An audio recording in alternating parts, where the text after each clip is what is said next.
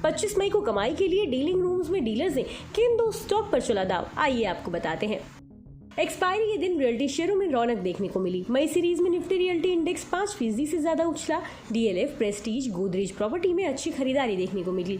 Metal शेयरों में दूसरे दिन कमजोरी नजर आई। निफ्टी मेटल इंडेक्स 2 सत्रों में 2% से ज्यादा फिसल गया। हिंडाल्को, जीएसपीएल, एनएमडीसी में बिकवाली का खासा दबाव दिखाई दिया। एचडीएफसी बैंक, आईसीआईसीआई, एसबीआई से बैंक निफ्टी पर दबाव बढ़ा।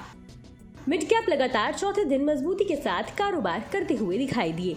इस बीच डीलिंग रूम्स में किन दो स्टॉक्स में सबसे ज्यादा एक्शन देखने को मिला, आइए आपको बताते हैं।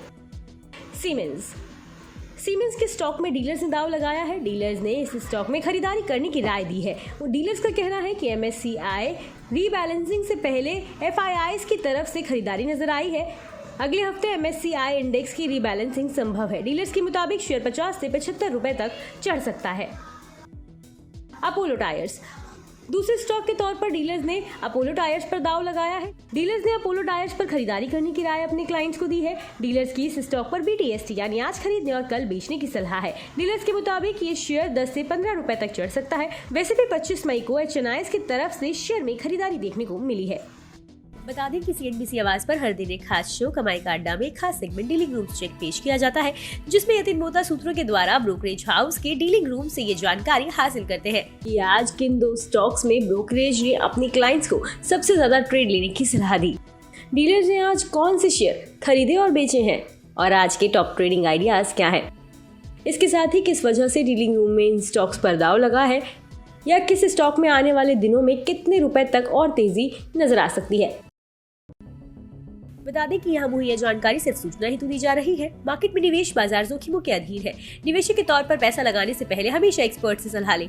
मनी कंट्रोल की तरफ से किसी को भी पैसा लगाने की यहाँ कभी भी सलाह नहीं दी जाती है।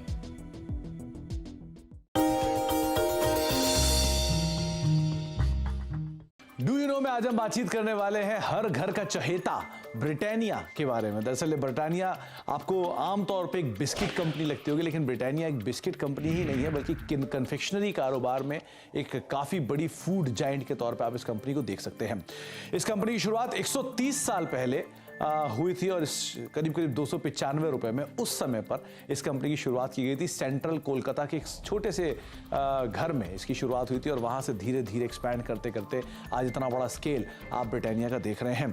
ब्रिटिश बिजनेसमैन ने एक स्मॉल हाउस में इस कंपनी की शुरुआत की थी, जिसको धीरे से या फिर बाद में विद टाइम एक्वायर किया गया था गुप्ता ब्रदर्स की तरफ से और इस कंपनी का नाम बन गया था वीएस ब्रदर्स।